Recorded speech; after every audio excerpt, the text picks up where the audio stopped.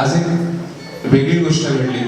मी जेव्हा काही घरकुलमध्ये येतो, आपल्या घरकुलचा एक रेक्टर आहे, जसा हॉस्टेलचा रेक्टर असतो, सगळ्यांना माहिती असेल. मी दरवर्षी त्याला सांगतो की आपला नानू, म्हणजे नानूचं काम खूप सिंपल आणि साधं असतं. मी आल्यावर कुठल्या तरी एकाची तो कंप्लेंट करतो, म्हणजे बर्वे सरांपर्यंत. आमचा नानू एकदम तसं घाबरत नाही.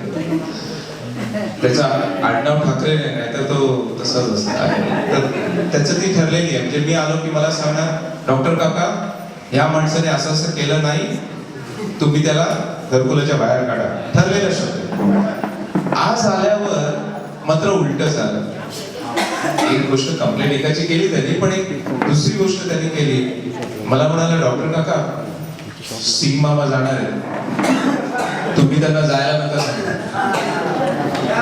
पहिली गोष्ट होती, पहिल्यांदा असं होतं की नानूने सांगितलं गेट लावून घ्या, सिंग मामाला जाऊन देऊ नका. सिंग मामा खरंच इतके वर्ष मी घरकुलमध्ये येतो, आपला सहवास नेहमी असतो, कारण मुलांना काही होतंय काही नाही होत. 15 दिवसांनी येतो, त्यामुळे मी प्रत्येक वेळेला तुमच्याशी बोलत असतो. खूप छान काम केलंय तुम्ही.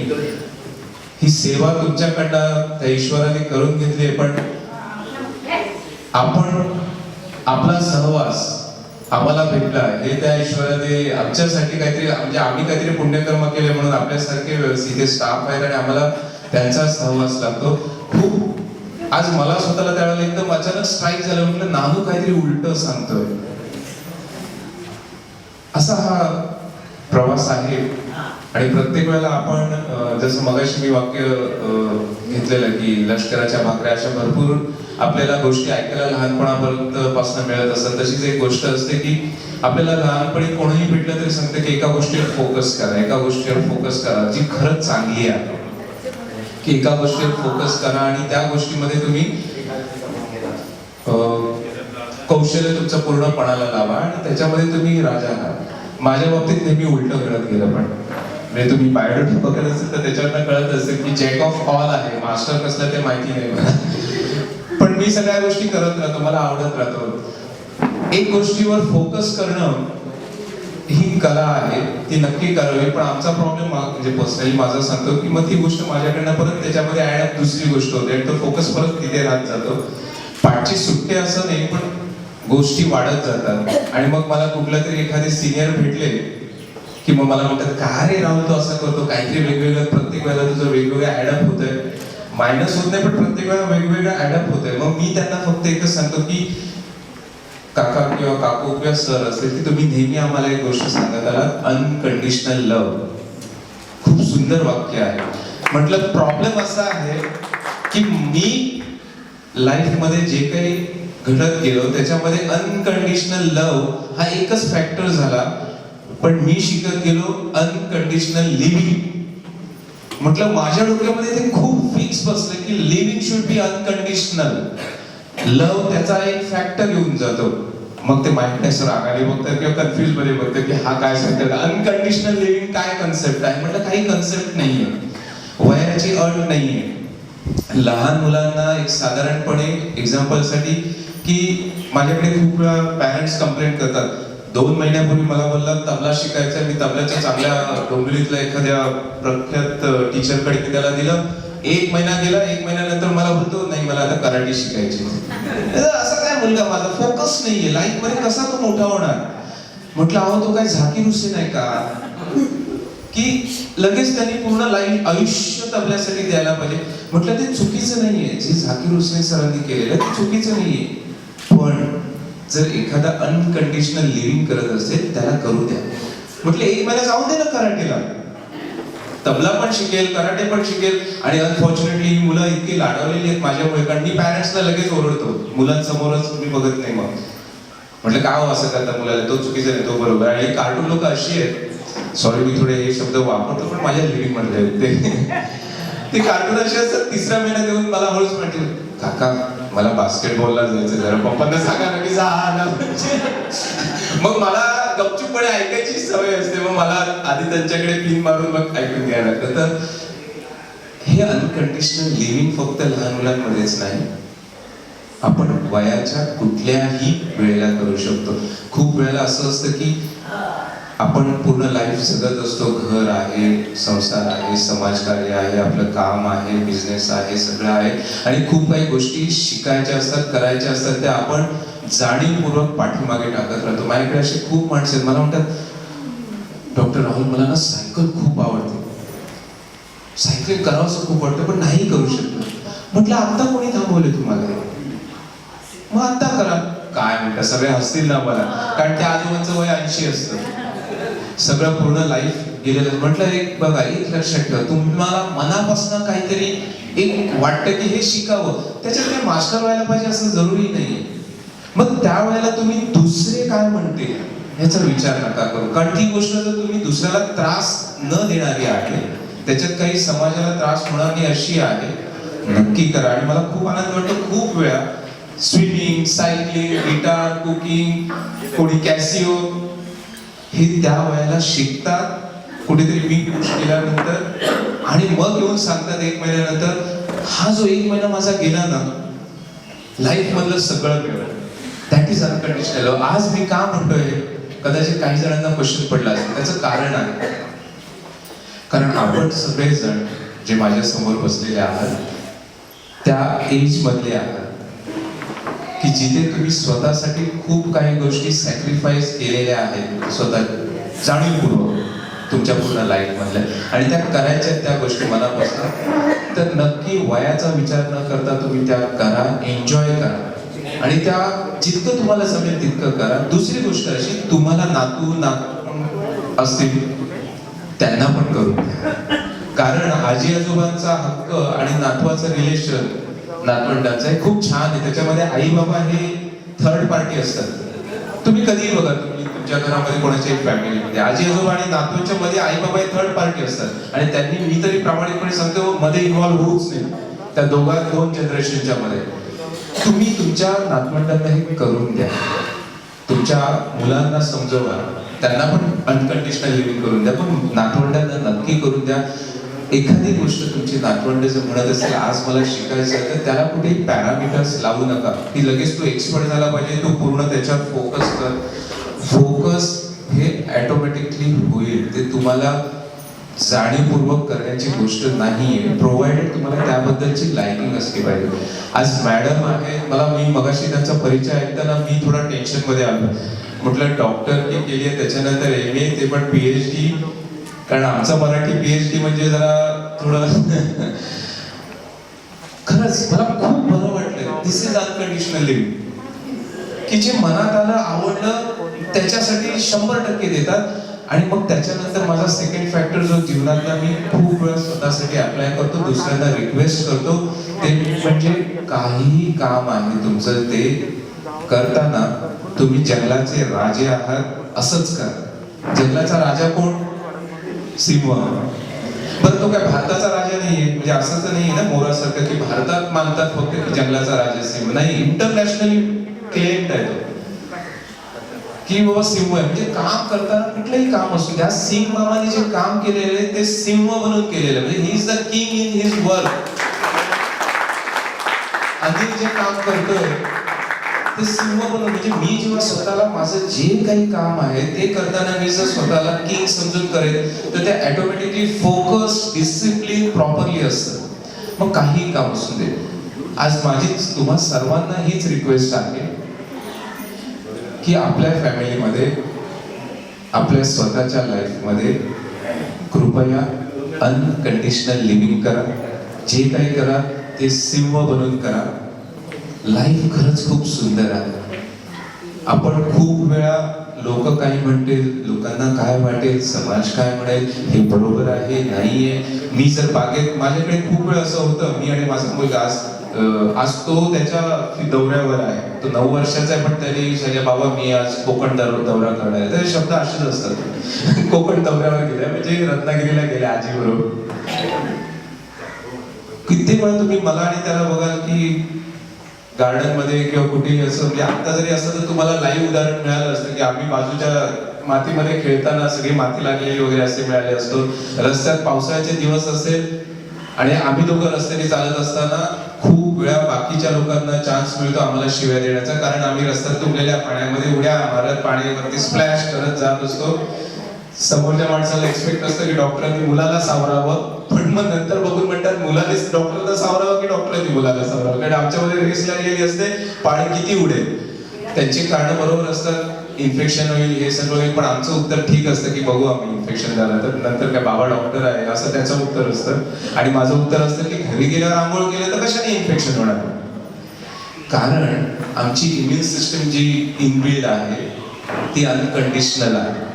तर माझी आज जरी आजचं मुहूर्त म्हणेल मी की वेगळा आहे, सत्काराचा आहे, पण मला असं वाटलं की कुठेतरी ही गोष्ट, कारण आम्ही पालक संघटनेची जी माणसं आहेत त्यांच्या मार्फत, कारण ते सगळे ऑलरेडी सेन्सिटिव्ह पर्सन्स आहेत, संवेदनशील आहे, म्हणून ते आम्ही पालक संघटनेशी जे जुळलेले आहेत. तर अनकंडिशनल लिव्हिंग सुद्धा डोक्यात घेऊन जगा, मस्त आहे. Thank you very much. प्लस आज परत सांगेन की खूप बरं वाटलं. ही पावती जी शाबासकी आहे आणि व्यासपीठावर आज 2 असे मान्यवर आहेत त्यांच्या हस्ते ही मिळालेली आहे की मी अजूनही थोडा मॅडम आणि सरांचा जो बायोडाटा आहे मी त्याच्यात तरंगतोय, अरे यार अजून हे एवढं करायचं आपल्याला, एवढा पसरा करू शकतो, ही कॅपॅसिटी आहे ह्युमन पर्सनची, मग आपण काय अजून करू शकतो. तर असे आज पाहुणे, त्यांच्या हस्ते माझा सत्कार. मी बर्वे सरांना खरंच धन्यवाद देईन. आपण मोठ्या मॅडम, मी काय बोलू शकत नाही कारण मॅडमला माहिती टीचर आणि आमचं जरा टेन्शनचं नातं असतं. म्हणजे मॅडम असं टेन्शनचं आहे की टीचरांना माझ्यामुळे टेन्शन येतं आणि मला मग त्याच्यानंतर टेन्शन येतं, कारण राहुलला सांभाळणं थोडं डिफिकल्ट काम असतं. खरंच बरं वाटलं. आणि सिंग मामा, आज आम्ही याच्या पुढे तुम्हाला खरंच मिस करणार आहोत. कधी जर माझा वेडनेसडे मी आता परत फेब्रुवारीपासून आम्ही चालू करणार आहोत, कधी आठवण आली तर नक्की या भेटायला, किंवा डोंगलीला मी आहेच. बरं वाटेल तुम्हाला भेटायला. धन्यवाद.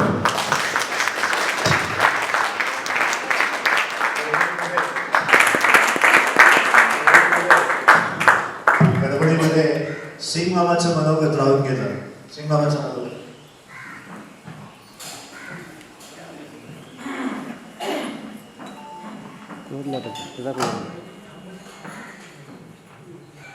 रोड लाव त्याचा.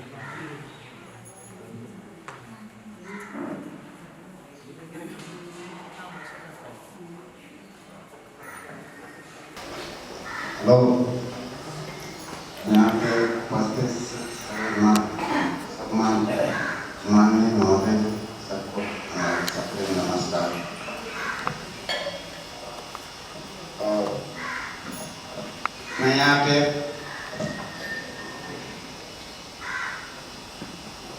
जो काम किया अपना घर समझ करके, अपना समझ करके काम किया. और यहाँ पे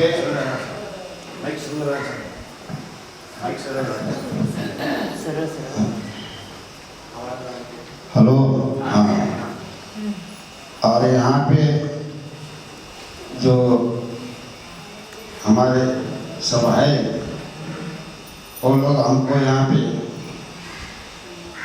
आज तक हमको ऐसा नहीं समझे कि हमारे यहाँ नौकरी करते हैं.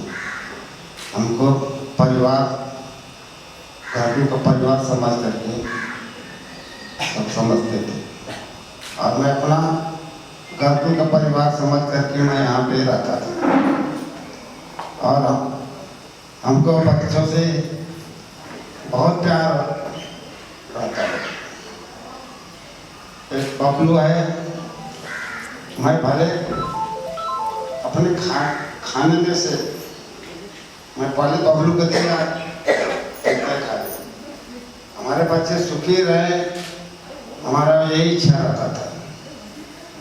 और हमारा विष्णु भी था, उसको भी मैं अपना बच्चा समझ के का उसको उसका सेवा किया. आज वो हॉस्पिटल में, भगवान करे वो अच्छी तरह से होकर के घर पे आ गए. और यहाँ पे जितने सेवक लोग सब लोग थे, हमको बहुत सम्मान किए और हमको बहुत आदर के साथ हमको रखे. और मैं उनका आभार मानता हूँ. हमारी भारती हमारा बहुत सेवा किया और हमको पिताजी के समान मानती थी. मैं भी अपना उसको बेटी समान मानता था. और गीता और अन्य इनको भी मैं अपना बेटा और बेटी समझ कर के मानता था। ये लोग भी हमारा बहुत सेवा किया और जो मैं बोलता था वही सुन कर के ये लोग चलता था, ये लोग काम करता था। तो यहाँ पे हमारा जो जीवन इतना साल बीता, हमारा अच्छे से बीता। मैं अपना घर समझ कर, अपना परिवार समझ कर के मैं यहाँ पे इतना दिन रहा और आज हमारा यहाँ से निवृत्ति हो गया है और हमको कोई वो नहीं है। फक्त हमारे बच्चे लोग हमारे सुखी रहे, घर के परिवार के, बस हमारी यही इच्छा है। और सबसे जितने कामगार लोग हैं सबको हमारा आशीर्वाद उनके पास रहे और यही हमारी इच्छा है। Thank you. एक छोटा कार्यक्रम वगैरे आहे. घरकुलाच्या या जमिनीचं खूप प्रकारे पुनर्भरण करावं लागतं. या 10-12 वर्षामध्ये जवळजवळ 100 हेक्टर माती या ठिकाणी घालायला लागली आणि हे सगळं जमिनीच्या संबंधातलं जे काम आहे ते आमचे अंकलेश करत असतात. तेव्हा अंकलेश फोनवर जातील आणि पर्व देसाई त्यांना एक छान पुस्तक देतील. त्या पुस्तकाचं नाव आहे गरुड.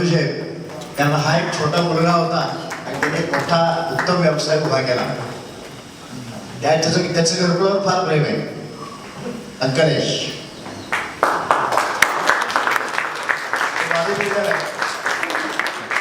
आणि त्याच्या व्यवस्थापनामध्ये जे सगळे नोकरीला आहेत त्याची गॅरंटी असते की निर्व्यसनी आहे, पण तो स्वतः तसा आहे.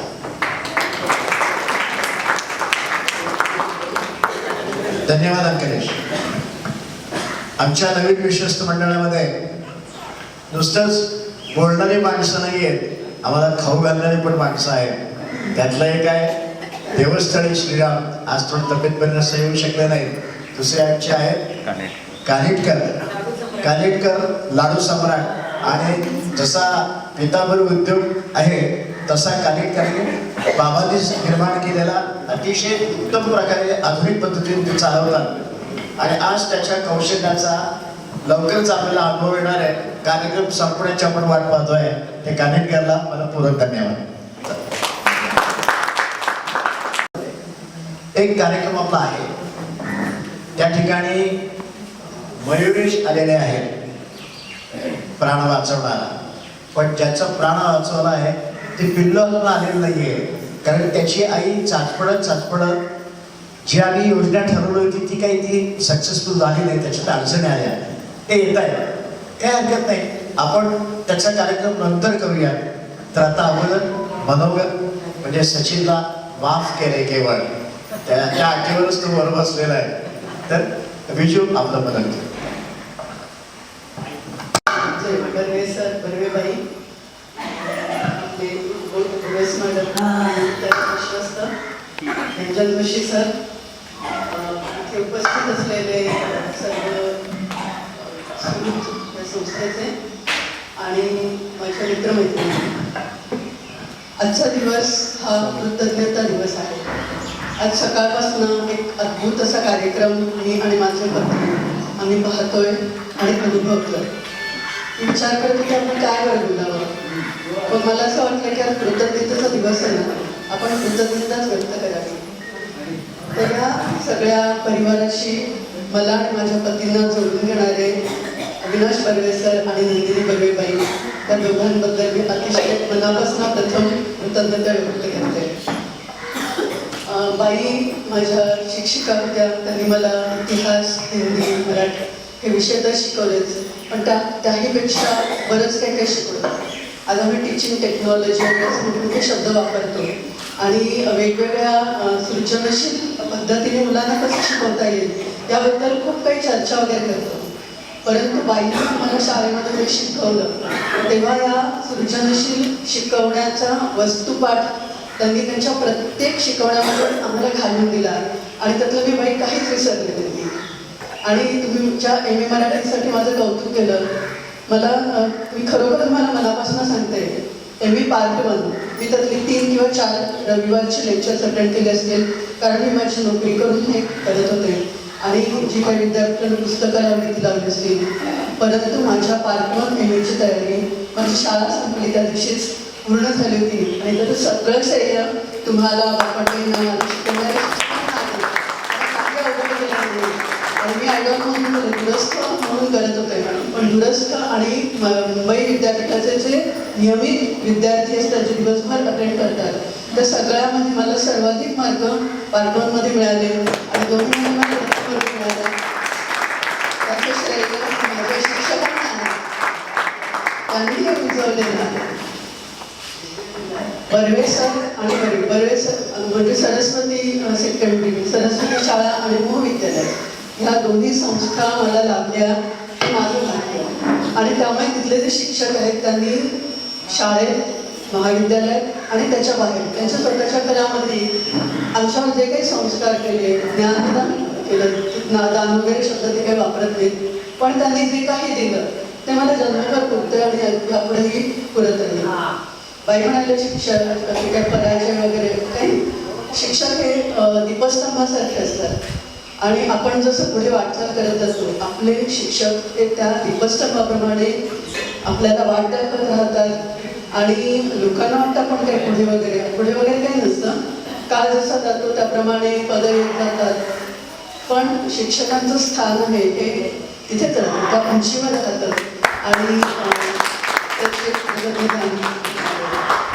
बाई आणि सर हे दोघेही अतिशय ज्ञानसंपन्न अशी व्यक्तिमत्व, दोघे उत्कृष्ट शिक्षक आणि अतिशय मनुष्यक्षम मानव ह्युमन बिंग आपण म्हणतो, त्यांच्यात इतकं सगळं असूनही आणि त्यांचं दोघांचं व्यक्तिमत्व अतिशय संपन्न आणि स्वतंत्र असूनही दोघेही एकमेकांना इतके पूरक आहेत. म्हणजे जे अद्वैत म्हणतो ते इतकं वेगळ्या पातळीवरचं इतकं उत्तम आहे की मला वाटतं मी आणि सचिन आमच्यासारखे ते आम्ही तुमच्याकडे नेहमी पाहत राहू असं अद्वैत मला माहिती आहे आम्हाला जमेल किंवा नाही, पण आपल्या अद्वैतातून हे जे काही लहान उभं राहतं त्याच्यातून आम्ही काहीतरी शिकण्याचा निश्चितपणे प्रयत्न करू. बर्वे सर माझ्या दृष्टीने खूप ज्याला मी रिच म्हणतो म्हणजे समृद्ध माणसं तरी अशी जोडलेली आहेत की त्यांनी ती एक वेगळ्याच प्रकारची श्रीमंती म्हणा, समृद्धी म्हणा, की किती महान माणसं ही त्यांनी त्यांच्या कामाने, त्यांच्या बोलण्याने, त्यांच्याबरोबर असलेल्या सतत संवादाने आणि संपर्काने करून दिली आहेत आणि त्यांच्या सहवासात असल्यामुळे ती माणसं आम्हाला पण आपली असल्यासारखी वाटतात.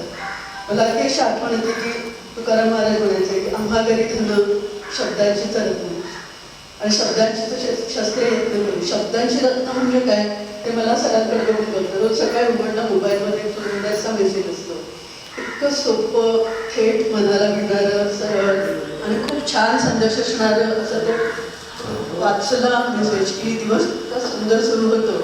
एक अशी वेगळीच ऊर्जा त्यातून मिळत असते. आणि जसं तुकारामांचं मी पुन्हा आश्रय घेते ते सांगताना की अगदी सगळी गाथा दिल्यानंतर ते म्हणतात की माझ्या व्यक्तीचा नाही हा प्रकार, माझं विश्वंभर बोलतो. ही जी वृत्ती आहे की त्यात आपल्याला काही श्रेय घेत नाही, हे सगळं काही यंदा घडवून आणतं आणि अगदी एका विचार करा या आजच्या जगामध्ये 2,000-2,500 पोस्ट कार्डांवर वैयक्तिक असे निरोप कोण लिहितं म्हणजे हे सगळं इतकं युनिक आहे, इतकं एकमेवाद्वितीय आहे असं खरंच कुठे काही बघायला मिळत नाही. त्यामुळे घरकुलसाठी सर जे काही करतात ते तर आपल्या सगळ्यांना माहीत आहे, पण हे जे त्यांचं जे काही विलक्षण आहे ना ते म्हणजे मला अगदी असं वाटतं की शब्द अपुरे आहेत. तर सर आणि बाई आपल्याकडून मला अजूनही खूप शिकायला मिळणार आहे, आम्ही शिकत राहू. आणि जसं बाई जेव्हा सांगत होत्या तेव्हा माझ्या लक्षात येतं की पालकांची सहवेदना, एक सुदूर दृष्टी आणि हिमालयाकडे कष्ट, डोंगराकडे कष्ट, ह्या सगळ्यातून अशा संस्था उभ्या राहतात.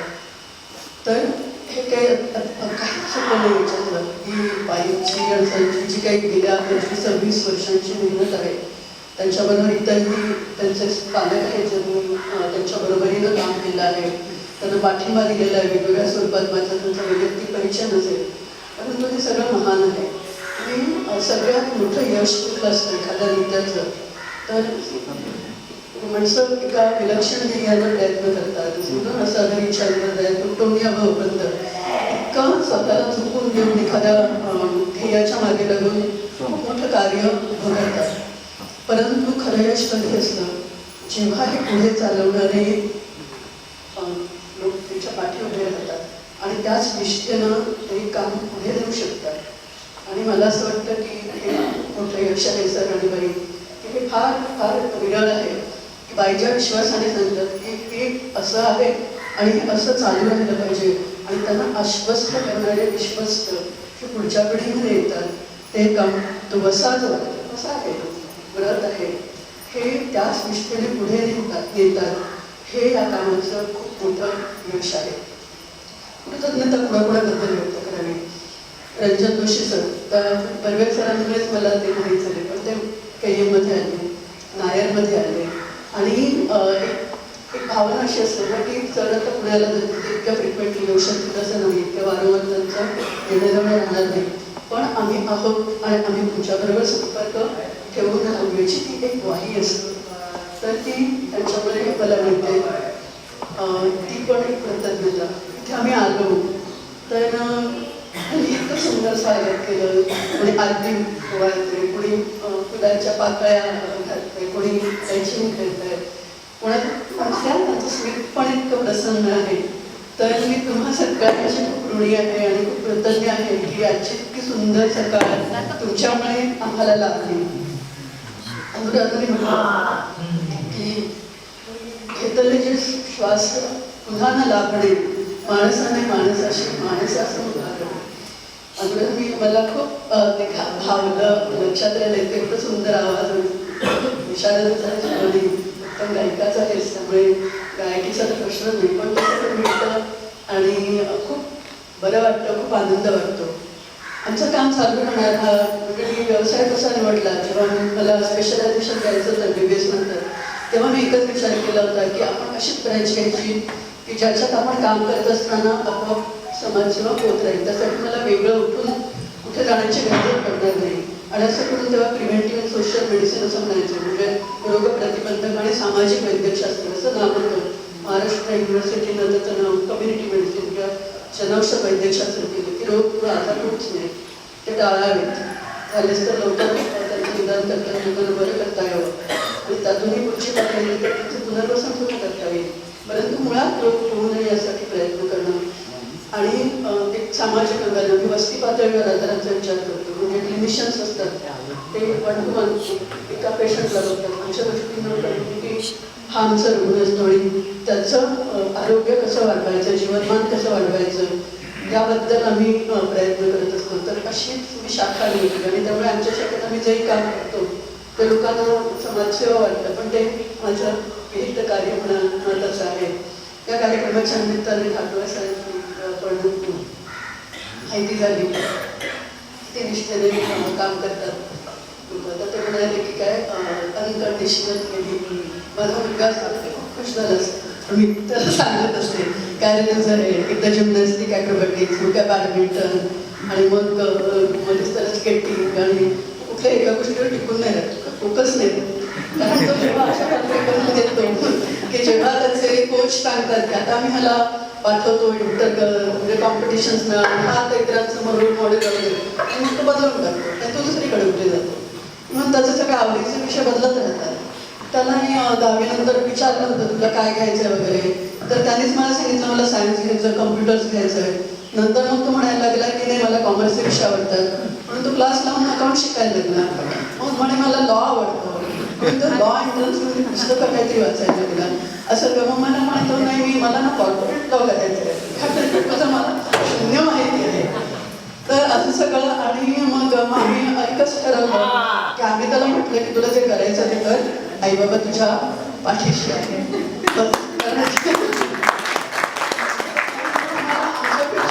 मला मेडिकलचं माहिती आणि इंजिनिअरिंगचं माहिती, त्याच्या पलीकडच्या फील्ड्सबद्दल आम्ही तज्ञ नाही होत. आता तुझा रस्ता तुला निवडायचा. तर आता हा आम्हाला कन्सेप्ट वेगळा आहे आणि हे अनकंडिशनल लिव्हिंग. आता मी म्हटलं की तुम्हाला परवडेल, आम्हाला फार पर्याय माहिती नव्हते. तर हा पण एक वेगळा कन्सेप्ट म्हणून माझ्या लक्षात राहील की त्यांना त्यांच्या पद्धतीनं जगलं. कारण ते ज्या जगात वाढतात ते जग वेगळं आहे. आम्ही ज्या जगात वाढत होतो ते जग वेगळं होतं. तर नव्या जगामध्ये नव्या पद्धतीनंच जगणार म्हणून ती कशी आमच्या जुन्या पद्धतीने जगणार.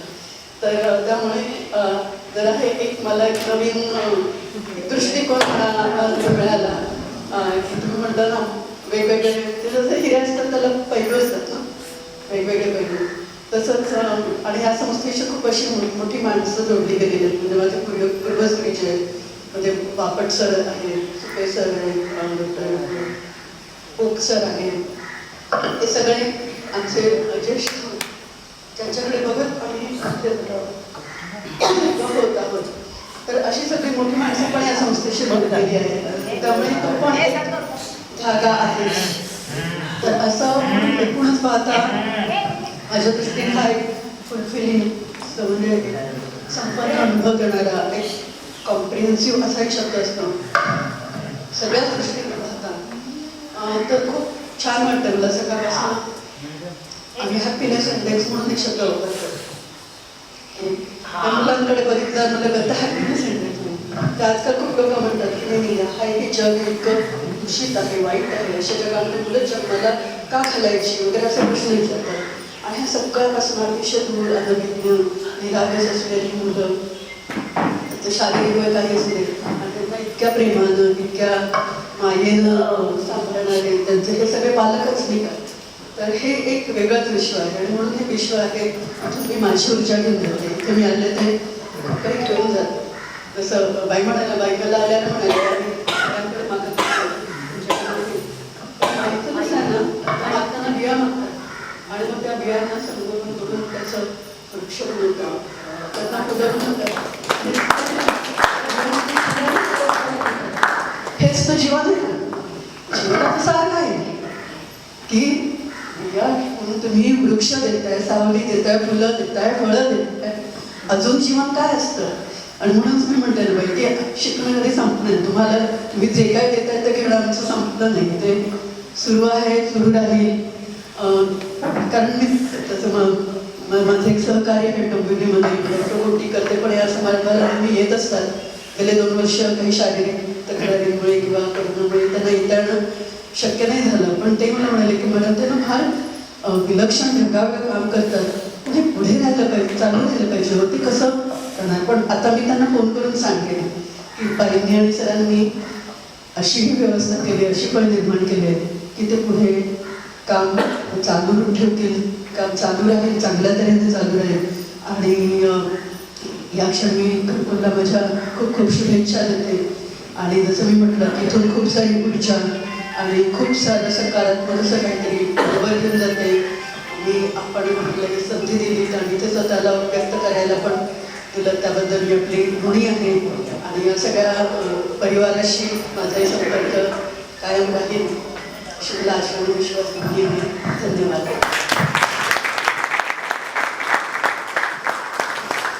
अभय पालक संघटना म्हणजे पालकांचं काहीतरी त्याच्यामध्ये म्हणणं आहे, पालकांचं काहीतरी वाटणं आहे. सगळे पालक बोलू शकत नाहीत कारण ते बोलणं बंद झालेलं असतं.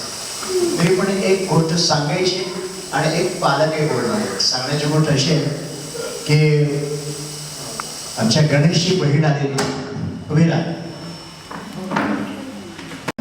की तो विश्वास शाळेमध्ये जात होता आणि ते सुळे माझ्या समोर राहायचे शाळेच्या. सुळेंचे येणं जाण्याचे शाळेत. ते म्हणाले की बरे सर त्या गणेशची बहीण आहे ते लग्न करत नाही आहोत. ती म्हणते की याला सांभाळणार. मग तिला नाईट स्कूलमध्ये बोलावून घेतलं.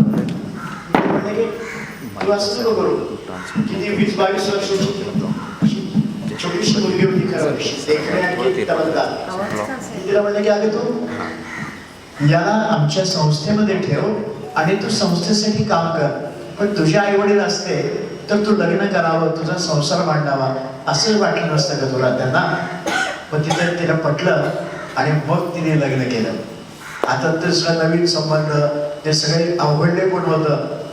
तेव्हा इथे होता तिला असं वाटलं की या माझ्याकडे हा अशा भावाला कसं काय आणणार, काय करणार.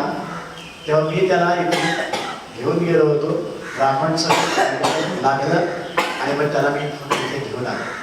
हिचं आवडले पण एक क्षणात जुळत आलं. म्हणजे ज्या कुटुंबामध्ये असं मुलं असतात तिथे खूप मोठी एक घटना घडत असते, एक खूप मोठी स्टोरी असते, ती मनाला हलवून टाकत असते. आता आज सुरेखा अस्वले आमच्या मुग्धाची आई आलेली आहे. मुग्धा उभे आपली या गुणी मुलीची गुणी आई आता आले. ती 2 मिनिटात आपलं मनोगत सांगते.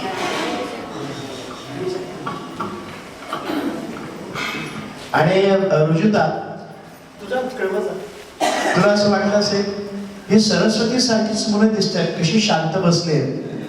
तसं काही नाहीये. तुमची भाषण आल्यावर त्याला बक्षीस मिळणार आहे. बसले खाली बस बाळा. बस. धन्यवाद. हॅलो. धन्यवाद. सर्वप्रथम धन्यवाद सरांचे त्याला शाळांच्या वतीने मनोगत व्यक्त करण्यासाठी एक संधी दिली. व्यासपीठावरील मान्यवर आणि योगायोगाने कालच मान्यवरांपैकी डॉक्टर रुजुता यांना असतं, पण योगायोगाने कालच सर आपला कार्यक्रम टी व्हीवर बघितला.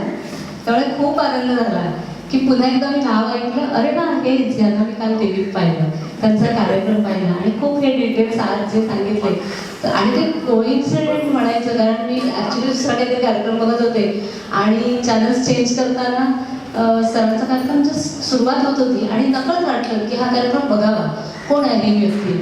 आणि कार्यक्रम पाहायला गेले आणि आज योगायोगाने त्यांना प्रत्यक्ष बघण्याची संधी मिळाली. खूप आनंद होतो.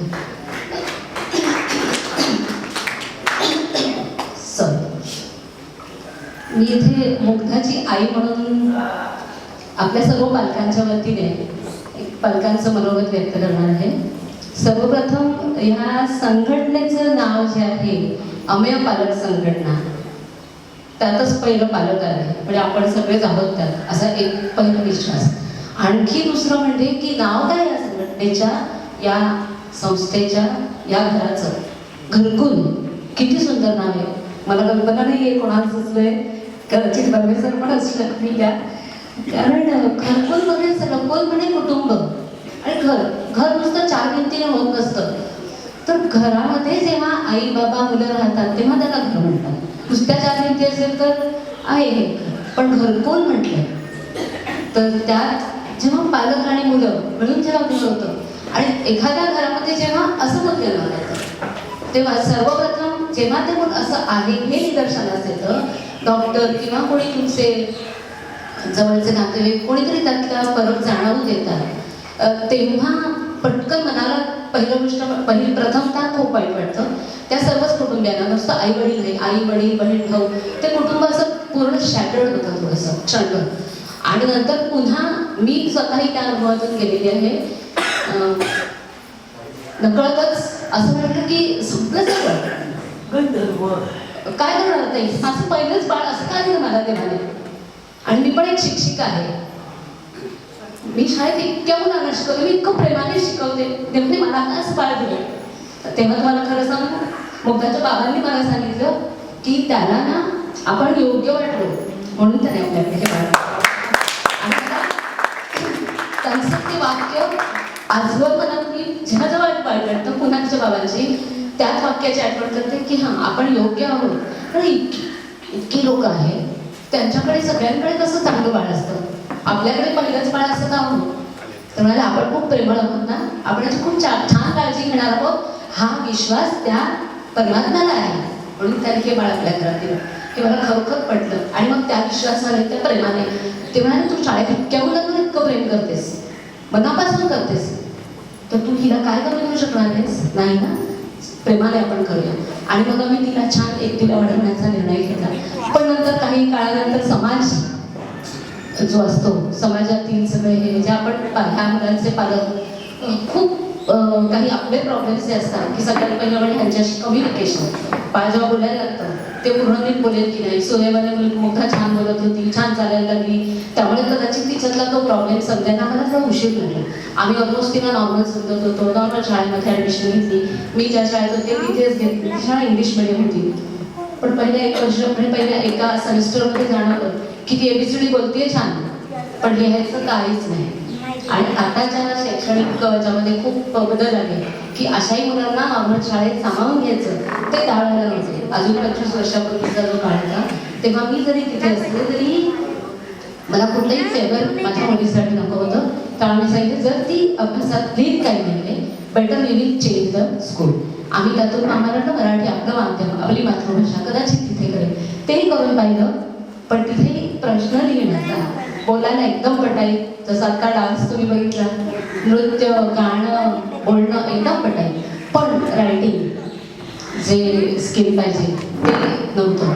आणि मग त्यानंतर शेवटी मराठी माध्यमात पण 2-3 वर्ष काढल्यानंतर जाणवलं की आपण हे स्वीकारलं पाहिजे की माझं मूल थोडंसं वेगळं आहे. आता इथे मला एक थोडंसं सांगावं असं वाटतं, कदाचित माझे विचार अर्थात इथे डॉक्टर पण आहेत ते त्याला किती योग्य आहेत की नाही सांगू शकतील. तर आपण जेव्हा मुलांना मतिमंद, मेंटली रिटार्डेड हा जो टॅग लावतो माझ्या मते हा चुकीचा आहे. कारण आपण त्यांना कुठलेही विशेषण लावणं मला वाटतं योग्य नाही. I feel so. कारण विशेषण लावून आपण त्यांना वेगळे करतो, ते वेगळे नाही आहेत, आपल्यातलेच आहेत. They are the person like all of us. आपल्यासारखे सगळे सर्वांसारखे आहेत काय. मग काय कमी आहे, फक्त कमी सांगूया, विशेषण नाही करायचं. तर वी कॅन से की person with mental disability, person with physical disability. Disability कुठली आहे म्हणूया असं मला वाटतं. आय डोंट नो मी कितपत योग्य असेल, कारण माझ्यापेक्षा खूप सिनियर सगळे इथे आहेत. पण मला पर्सनली असं वाटतं की आपण त्यांना कुठलं तरी विशेषण लावल्यानंतर नकळत त्या कुटुंबाला आणि त्यातल्या काही समंजस मुलांना ते कळतं की आम्हाला काहीतरी वेगळं म्हटलं जाते. आम्ही तुमच्यासारखे नाही आहोत का. कारण हे मी घरात प्रत्येक वेळेला मुग्धाला तिच्या छोट्या बहिणीसोबत, जिचा जन्म तिच्यानंतर 10 वर्षानंतर झाला, पण आम्हाला फक्त एकट्या मुग्धाला वाढवायचं होतं असा एक ठाम विचार तिच्या बाबांचा. नकळत नंतर मला वाटलं आपल्यानंतर कोण मुग्धाचं एकतरी सख्ख बहीण आवडलं आम्हाला.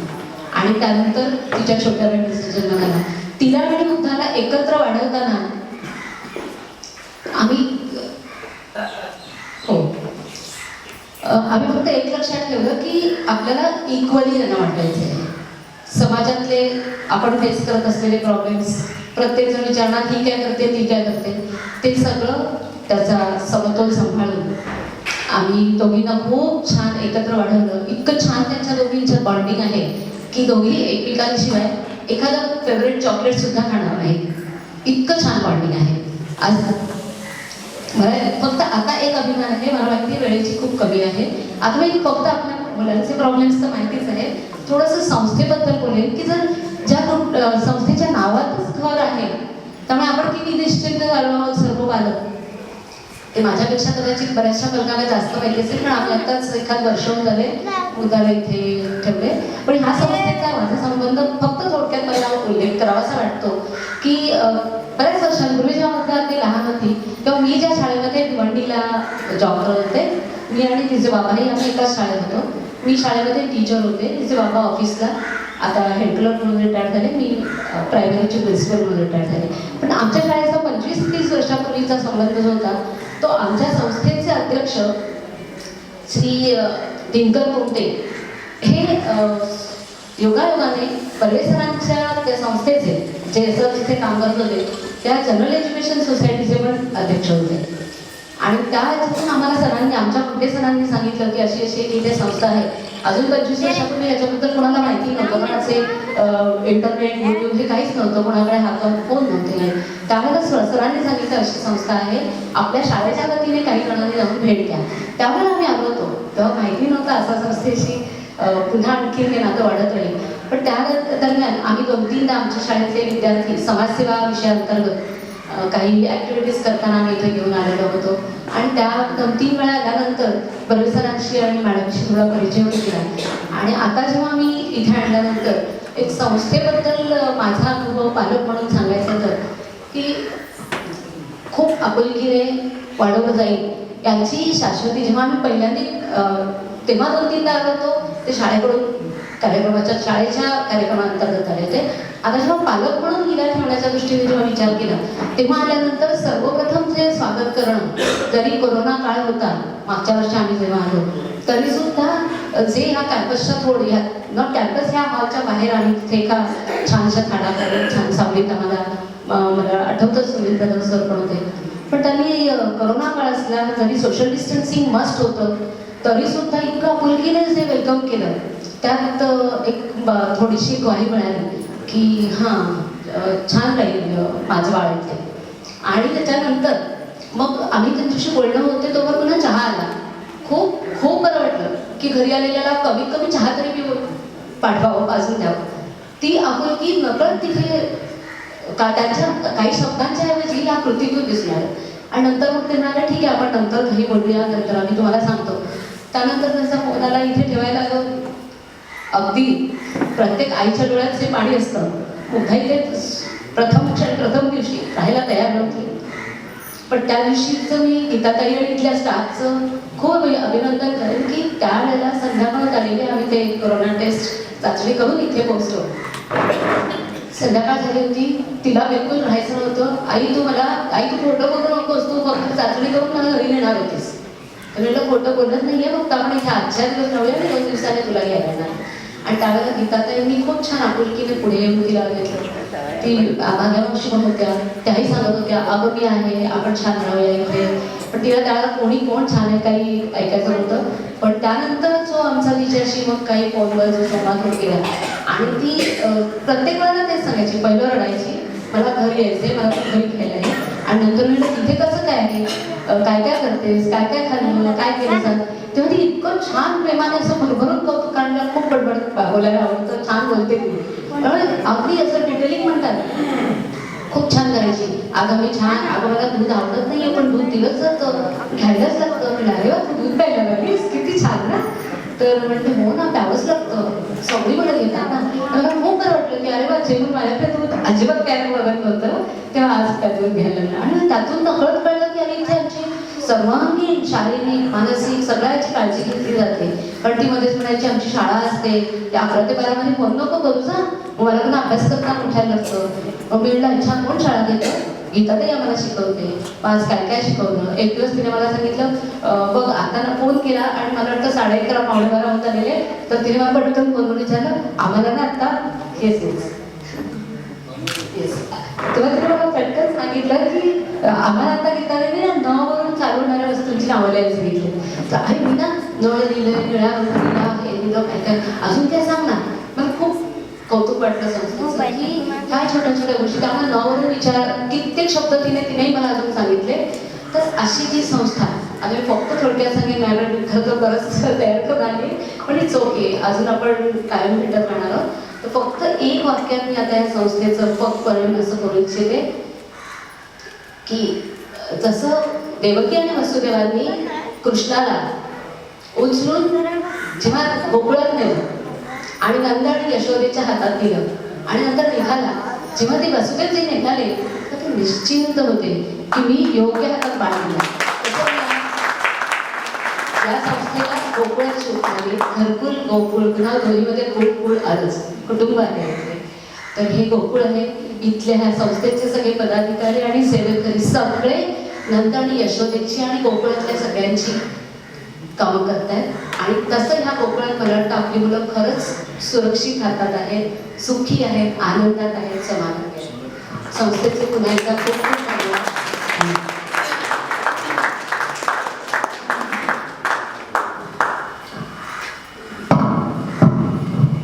कार्यक्रमाच्या उत्तरार्धाकडे आपण जातो आहोत. पण काही काही गोष्टी आहेत ज्यांनी एक प्राण वाचवण्यासाठी स्वतःच्या प्राणाची बाजी लावली त्याचा सन्मान आज समयोचितच आहे. तेव्हा मयूर वरचर, संगीता बाळाला घेतो वरचर, मयूर तू घेऊन जाते. काही जास्त त्याच्यावर भाष्य करण्याची गरज नाही, घटना माहिती आहे आपल्याला. फक्त बोर्ड वाचतो व तो तिथे उभा राहा. आणि प्रभुदेव साहेबांनी मी विनंती करतो की मयूरचा सन्मान करा. ऋजुताला सांगतो संगीताला तो धीर दे. 2 मिनिटे तिथेच उभा राहा, मी फक्त बोल वाचतो आणि मग ते होईल. सन्मान मयूरचा. खाली बस. त्याला घेऊन बस. सन्मान मयूरचा, सन्मान देवदूताचा. एक थरार नाट्य वांगणी स्टेशनवर घडले. जीवन मृत्यूच्या सीमेवर साहिल लेखून सापडले. एक थरार नाट्य वांगणी स्टेशनवर घडले. जीवन मृत्यूच्या सीमेवर साहिल लेखून सापडले. रेल्वे रुळावर पडले बाळ, आई सैर भेद झाली. धाड धाड करी ट्रेन अगदी जवळ आली. मयूर शेळकेचे लक्ष गेले, ध्येयभार हरपले ते. विजेच्या चपळाईने क्षणार्धात साहित्य उचलले होते. आपल्या जीवाची पर्वा तेव्हा मयूरच्या मनात नव्हती. आपल्या जीवाची पर्वा तेव्हा मयूरच्या मनात नव्हती. बुद्धी तर ठेचली तेव्हा प्रेरणा केवळ दैवी होती. प्रेरणा केवळ दैवी होती. आणि जीवन मृत्यूमध्ये इतकी सूक्ष्म रेषा होती की एका क्षणामध्ये म्हणून तो वाचला नसता आणि तो वाचला असता तर मयूरचं काही खरं नव्हतं. त्या तेवढ्या चपळाईने रेल्वे रुळावर उड लागणं आणि स्वतः जग फिरवून जाणं. ते थरार नाट्य प्रत्यक्ष ज्यांनी पाहिलं ते जन्मात विसरणार नाही. ही माहिती आमच्याकडे आली आणि त्या देवदूताचा आम्हाला सन्मान करता येतोय.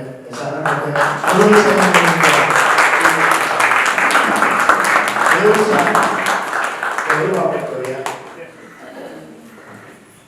अशा वेगवेगळे असं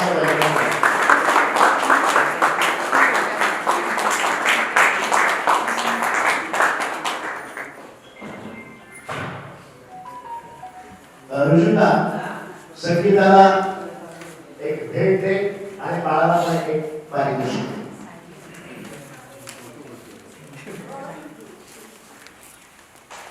सभागृहात जे उशीर आहे आपल्या संस्थेचे वैशिष्ट्य आहे. जे काही आज घडणार असतं त्याचे सगळे गोड आहे. आज 9 गोड बाहेर आहे. तुमचं भोजन झालं, भोजनाच्या आतलं नाही, भोजन झालं बाकी पहा. साडी साडी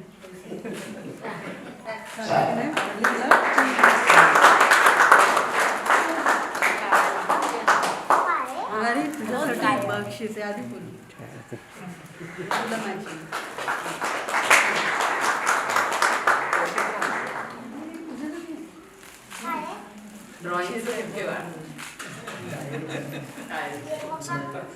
धन्यवाद. आपल्या पालक संघटनेमध्ये जशी कोणत्या तरी क्षेत्रामध्ये काहीतरी विशेष करणारे व्यक्तीच इथे येतात. उगीच कोणीतरी कारखानदार आहे, उगीच कोणीतरी खूप शिकला आहे असं नसतं. त्याचा वेगळा भाग असतो. त्याच्या कर्तृत्वाबरोबर 2 विशेष गुण असले तरच ते पाहुणे येऊ शकतात. ते दूध कोणते ते सुजाण असतात आणि त्यांचा जो संयम असतो. आपल्याला माहिती आहे हा कार्यक्रम लांबला तरी तो आस्थेने इतक्याच आत्मीयतेने तो सगळा बघायचा आहे. तर अनेक वेळा कार्यक्रमाच्या ठीक आहे आम्ही जातो असं तर आपण ठिकठिकाणी बाहेर मिळतो. आमच्याकडे तसं कधीच होणार नाही. रवींद्र म्हणून द्यायचं.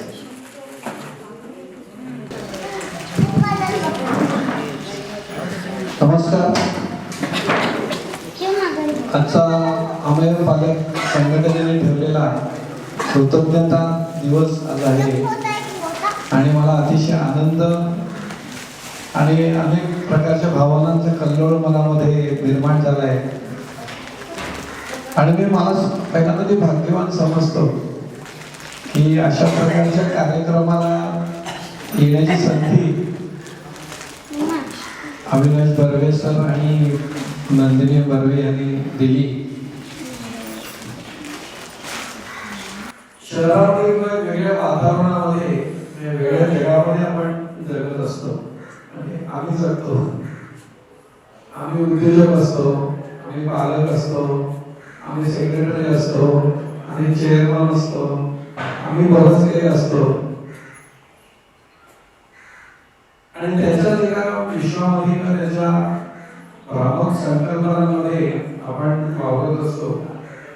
आणि मग माझा अमूल्य वेळ मी का दिला पाहिजे, माझं नॉलेज, माझं पैशांचं काही येणं, माझ्या मिटिंगा, माझं नातेवाईकांकडचं काही जाणं येणं, अशा अनेक कारणांसाठी आपण अशा सगळ्या संघटनांमध्ये येण्याचं किंवा हे जे काही भाग्य आहे हे आपल्यापासून दुरावत असतं, हे आपण विसरतो आपण. माझ्या मनात सुद्धा अशी शंका आली की मी एकदा गेलो होतो, परत जाऊ का? रविवार होता, तसं काही कार्यक्रम नव्हता. पुन्हा एकदा सरांचे आणि कविता हे त्यांचं वैशिष्ट्य आहे.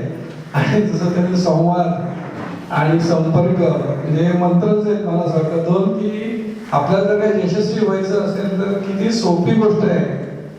आपण खूप काहीतरी असं विचार करत असतो की यशस्वी होण्यासाठी काय व्हायला पाहिजे. तर आज मी त्यांच्याकडनं शिकलो की हे दोन मंत्रच, संपर्क आणि संवाद. बघा ह्याच दोन गोष्टी आपल्या कुटुंबांमध्ये सुद्धा संवादाचा अभाव आहे. जर का आपण बघितलं कंपनीमध्ये मालक असतील, सहकारी असतील, कलिग्स असतील, संवाद नाहीये. आणि संवाद नाही त्याच्यामुळे अविश्वास निर्माण होतो.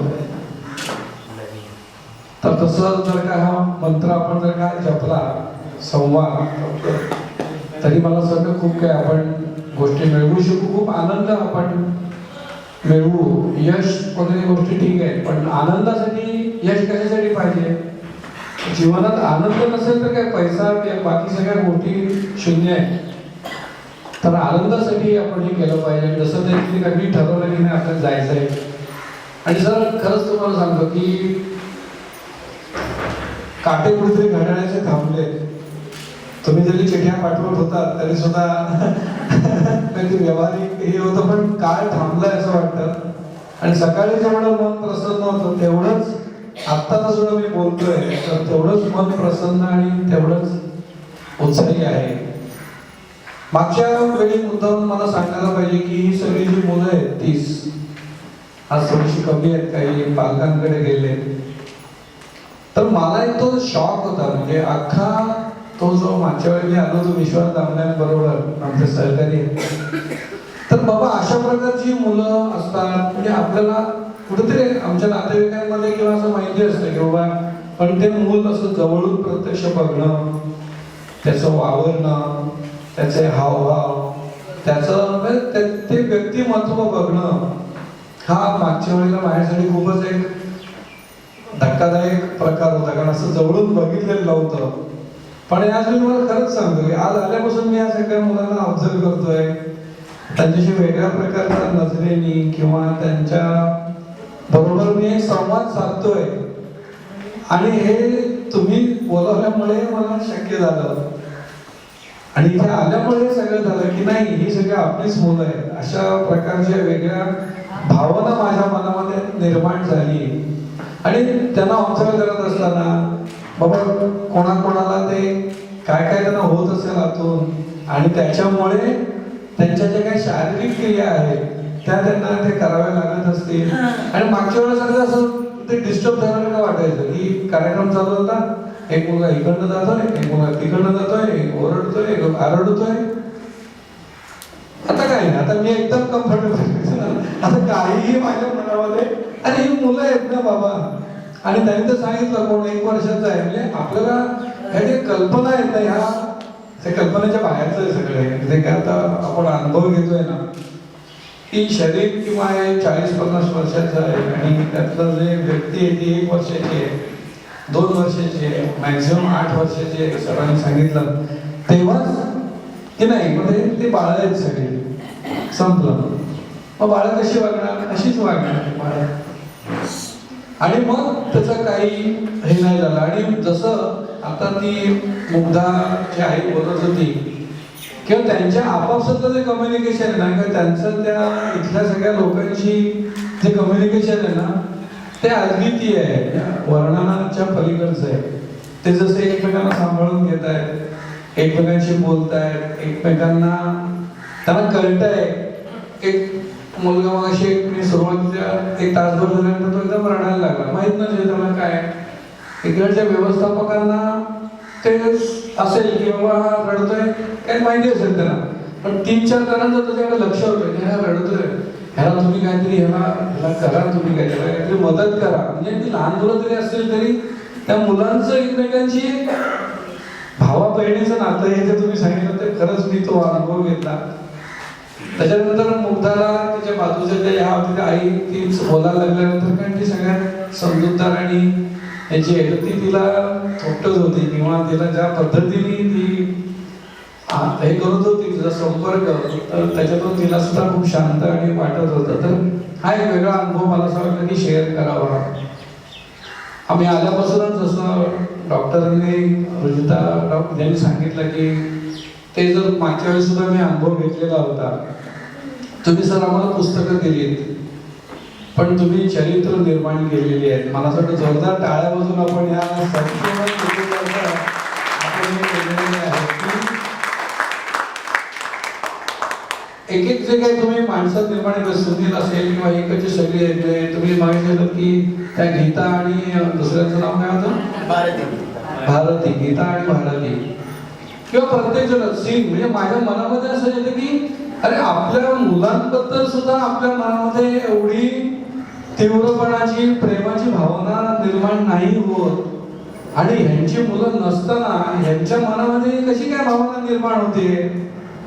खरंच ते औषध आम्हाला द्या. मला माहिती आहे की असं औषध अजून निर्माण झालेलं नाहीये, पण ते औषध म्हणजे इथे येणं, हे सगळं बघणं, हा सगळा अनुभव घेणं, याचं काहीतरी आपल्या स्वतःहून काहीतरी सेवा करणं, तेच त्याचं औषध आहे. आणि मी आता माझ्या मुलांना आणि मिसेस असेल किंवा आमच्या पितांबरीतल्या लोकांना सुद्धा सांगेन की बाबा आपल्याला इकडे जायचंय, हे सगळं बघायचंय, हा अनुभव घ्यायचाय आणि ह्या जो आनंद आहे आता आपल्याला घ्यायचं असेल तर आपण हेच प्रेम, हेच सगळ्या ज्या गोष्टी आहेत हा आपल्याला कंपनीमध्ये असेल, कुटुंबामध्ये असेल, आपल्या सोसायटीमध्ये असेल तर आपण हे दिलं पाहिजे. तर आनंद द्विगुणित होईल, शतपट होईल असं मला वाटतं. आपण जे सगळ्यांचे सत्कार केले आणि ज्या पद्धतीने सगळं एकंदर वातावरण तिकडचं जे वेगळंच होऊन गेलं तर ती सुद्धा एक वेगळी शिकण्यासारखी गोष्ट होती. इकडे मी जेव्हा डॉक्टर रुजितांना आणि सगळ्यांना बायोडाटा खरंच बघितला, मला सगळं आपला बायोडाटा म्हणजे काहीतरी असा प्रचंड आहे, एकदम हुशार मुलगी आणि ठ मुलगा. म्हणजे मी असं काही प्रचंड काय कायम 10च्या आम्हाला असं वाटायचं आपला पण नंबर पहिला यायला पाहिजे. 10च्या आधी कधी यायचंच नाही, कारण 1 तास अभ्यासाला बसलं की उठून या मुलांसारखंच व्हायचं. अगदी असं कमी होतो, समोर बसलेली मुलं आहेत तसेच. दुसरं एकंदर पूर्णपणे समाज विमुख व्यक्ती आणि इकडे मी प्रचंड पैसे बाबा मिळून टर्नओव्हर कसा होईल, प्रॉफिट कसा मिळेल, अशा प्रकारचं आमचं इकडचं. म्हणजे तुम्ही 2 वेगळ्या लोकांना बोलवून माहिती नाही की यांच्यामध्ये आता कदाचित पैसे आणि प्रॉफिट मिळाला पाहिजे आणि माझ्यामध्ये सेवा केली पाहिजे अशी काहीतरी एकत्र केल्यानंतर शक्यता आहे.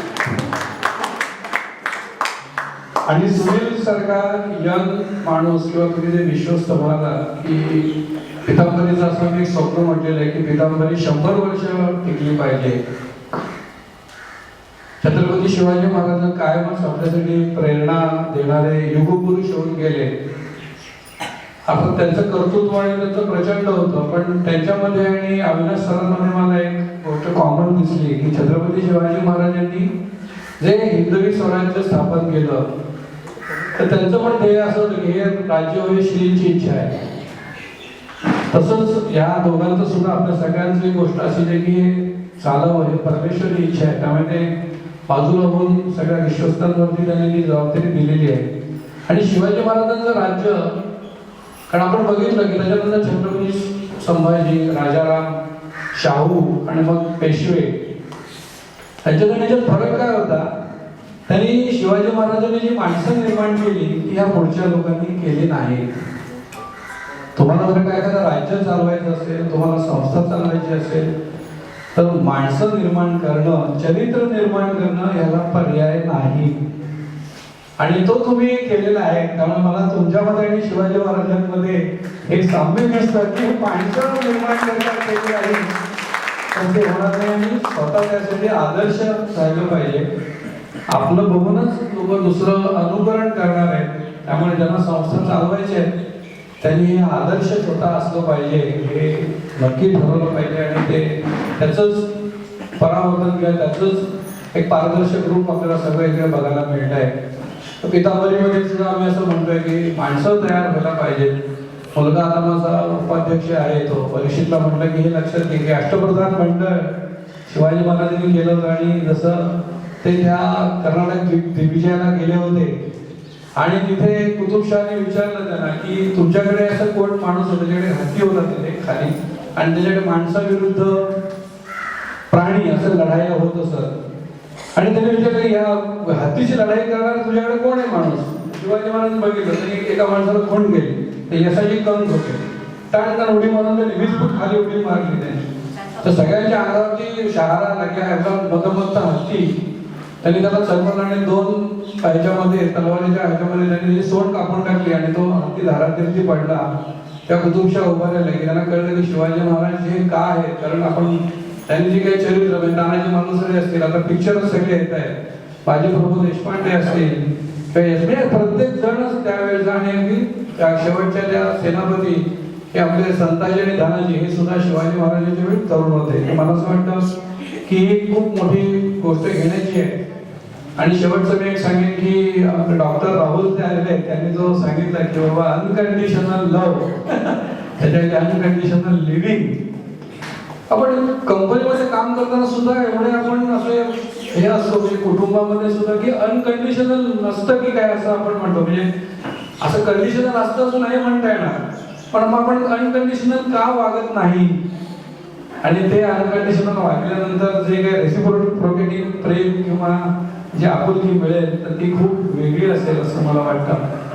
हा जो काही सगळा अनुभव होता आणि ते कायम हे सगळे तुमचे जे सगळे आदर्श मंडळी आहेत ही कायम माझ्या डोळ्यासमोर राहतील. आणि दरवर्षी तुम्ही आम्हाला नाही बोलवलं तरी आम्ही येणार इकडे. तुम्हाला काही त्या मुलांची व्हिडिओ शूटिंग केली तर म्हटलं की अरे हे माहित नाही किती वेळ लोक उभे आहेत त्याच्यामध्ये, त्यांना कळतंय नाही कळतंय, हात धरून उभे आहेत, पेशन्स. मग फटाफट येऊन त्यांना बसायला सांगायला पाहिजे किंवा असं माझ्या मनात सारखं येत होतं. तर हा एक अनुभव सगळ्या लोकांना फेसबुक असेल पितांबरीचं आमचं जे काही लाईव्ह आहे असेल उद्याला सांगून एक स्टोरी तयार करून ते तुम्हाला दाखवून आम्ही त्याची प्रसिद्धी करू की सगळ्या अजून लोकांपर्यंत हे जायला पाहिजे. आणि बाबा बाकीच्या गोष्टी तुम्ही करा पण अर्थ किंवा पैशांच्या बाबतीमध्ये तुम्हाला कुठली अडचण येणार नाही किंवा अजून काही लोकांना जोडता येईल किंवा अशा लोकांकडे काही अशी मुलं असतील तसं त्या पालक त्यामध्ये खूप छान त्यांनी सांगितलं की कशा प्रकारचा. आणि परमेश्वरांनी आपल्यावरती विश्वास ठेवला म्हणून हे मुलं आपल्याकडे आले. एवढा मोठा प्रचंड याचा विचार माझ्या मनात सुद्धा कधी आला नव्हता, तो तुम्ही सांगितला. प्रीती दाते आमच्याकडे पितांबरीमध्ये काम करताय तर त्यांचं सुद्धा ते तुम्ही सांगितलं की त्यांच्या तरुणपणामधलं आणि की नाही की आपल्या भावासाठी आपण पूर्ण न लग्न करता आपण राहिलं पाहिजे. प्रचंड दुसऱ्यासाठी तिची तळमळ आहे की इथे दिसली. ब्रह्मविद्या मी शिकलो आणि त्यावेळी तिथे असं दिसलं की प्रत्येक फळ प्रत्येक फुल म्हणजे झाड जे आहे झाडाची काय अपेक्षा असते का की पेरू लागले आंबे लागले तर हेच खाली पडून मला मुळांमध्ये जाऊ देत आणि त्याच्यातून मला काय मिळते देण्यासाठी सगळं सृष्टी अख्खी प्राणी हे सगळ्यांसाठी देण्यासाठीच आहे. मग आपण माणूसच फक्त घेण्यासाठी का विचार करतो आपण. तर हे आपण जर का इकडनं घेऊ तर का आपण शिकलो आणि पुढे गेलो आणि त्याचं प्रॅक्टिकल आणि सतत जे वातावरण इथे आहे ते आम्ही पालक संघटनेमध्ये आहे किंवा घरकुलमध्ये आहे. तर हा ऑक्सिजन हा उत्साह हा आनंद हे आम्ही इकडनं घेऊन जाऊ सगळीकडे पसरवू आणि हे आनंदाचं घर आहे असं मला वाटतं. एवढं बोलून माझे मी 2 शब्द संपवतो. धन्यवाद. जय हिंद.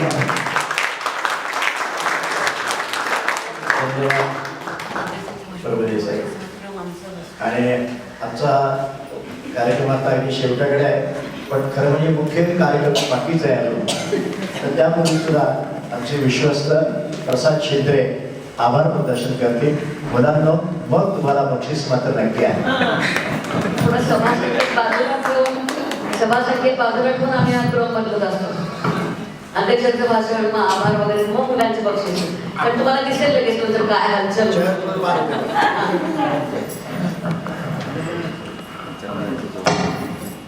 आजचा हा कार्यक्रम झाला बहारदार म्हणून मानायला आलो आहे मी सर्वांचा. नमस्कार आदरणीय अध्यक्ष व्यासपीठावर विराजमान सन्माननीय अतिथी श्री प्रभू देसाई सर, डॉक्टर पूजा हाडे मॅडम, श्री सचिन खाडे सर, तसेच उपस्थित सर्व मान्यवर, पालक, हितचिंतक, या सर्वांचे आभार मानायला उभा आहे. जसं आपले अतिथी म्हणाले तसं आभार हे परक्यांचे मानायचे असतात, पण ते तर आपलेच आहेत. त्यामुळे त्यांचे आभार कसे मानावे हा माझा प्रश्न आहे. पण आपण असं म्हणू शकतो की फुलांचे हार कशाला, आभारांचे भार कशाला, नाते जपले हृदयाचे त्या नात्याला दार कशाला. तरी पण या संस्थेशी या दोन्ही अतिथींचे जे जवळचे नाते आहे, पण कार्यक्रमाचा भाग आणि माझी जबाबदारी म्हणून मी आज तुमचे आभार मानले उभा आहे. आपण दोघांनी वेळात वेळ काढून आपले मौल्यवान विचार इथे सांगितले. त्यामध्ये डॉक्टर हाडे मॅडमने जे सांगितले की ही संस्था एकमेव अतिथी आहे, पण तसेच आमचे अतिथी पण एकमेव अतिथी आहेत. त्यामुळे तुम्ही इकडे येऊन वेळात वेळ काढून आम्हाला हे मार्गदर्शन केले त्याबद्दल तुमचे आभार. आपण जो सांगितला हॅपीनेस इंडेक्स, तो या घरकुलामध्ये आम्ही अजून इंटिग्रेट करण्याचा प्रयत्न करू आणि त्यासाठी तुमचे विचार खूप महत्त्वाचे आहेत. प्रभू देसाई सरांनी जे सांगितले की या संस्थेचा जो संवाद हा सगळ्यात महत्त्वाचा आहे. बर्वे सरांनी हा संवाद सुरू केला आहे. आता आम्ही नवीन विश्वस्त मंडळी तो पुढे घेऊन जायचा प्रयत्न करू. तुम्ही सांगितलेल्या या विचारांबद्दल तुमचे आभार. तसेच या कार्यक्रमाला ज्यांनी ज्यांनी मदत केली त्या सर्वांचे आभार. आपले विश्वस्त कार्यक्रम ते आपल्याला आता मन तृप्त करणारी अशी भोजन व्यवस्था केली आहे त्यांनी, त्यामुळे त्यांचे आभार. राजीव फाउंडेशनचे डॉक्टर राहुल गाडवळ ज्यांनी 8-10 वर्षापासून या संस्थेसाठी जे काही कार्य केले, लहान मुलांना आपल्या सगळ्या मुलांचे मेडिकल चेकअप असेल किंवा गोड गोळ्याने असेल, त्याबद्दल त्यांचे आभार. मुलांचे पालक ज्यांनी कोरोना काळात सर्व प्रकारचे सहकार्य केले आणि वेळोवेळी मुलांना घरी नेऊन जेव्हा त्यांना बरं नव्हतं तेव्हा त्यांना परत घरी बरं करून इथं आणून सोडल्याबद्दल संस्था त्यांचे आभारी आहे. या कार्यक्रमाची ध्वनी व्यवस्था गणेश लोखंडे यांनी उत्तम रीतीने केली, त्याबद्दल त्यांचे आभार. तसेच या कार्यक्रमाचे फोटो सेशन आणि व्हिडिओ शूटिंग आणि जे त्यांनी जे केले ते आपले एक विश्वस्त पण आहेत ते रोहित जोशी, त्यांचेही आभार. तसेच या संस्थेला सतत काही ना काही प्रकारे मदत करणारे दृश्य अदृश्य हात, काही देणगीदार आणि हितचिंतक, या सर्वांचे आभार. आणि मला आभार मानण्याची संधी दिल्याबद्दल संस्थेचे आभार.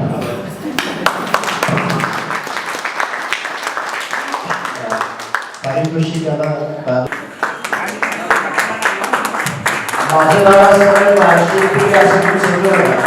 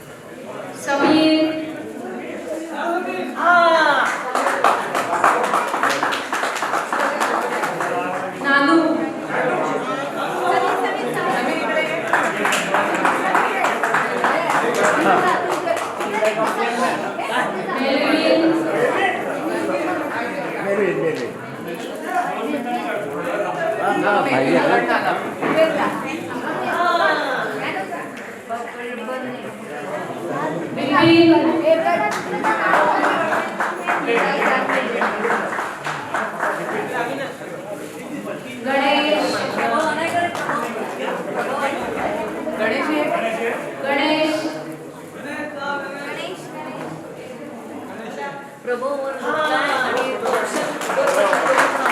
गौरव प्रभव आणि कौशल वर आहे नाही सांग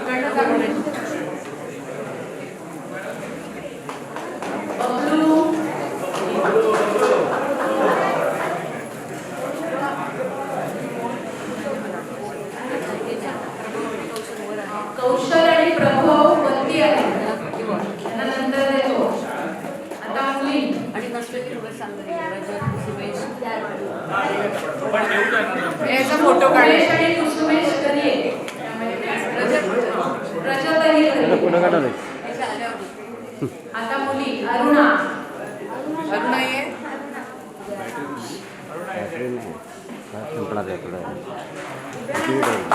संगीता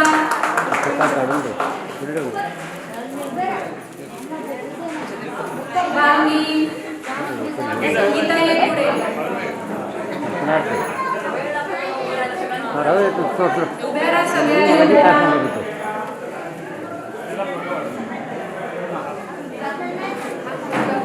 संगीता झाल्यावर शुभांगी नको इकडे बरोबर आहे बोर्ड पण पाहिजे ना पटचा मग मुग्धा त्याच्या मग मी कसा इकडे मुग्धा याच्याकडे उत्तरा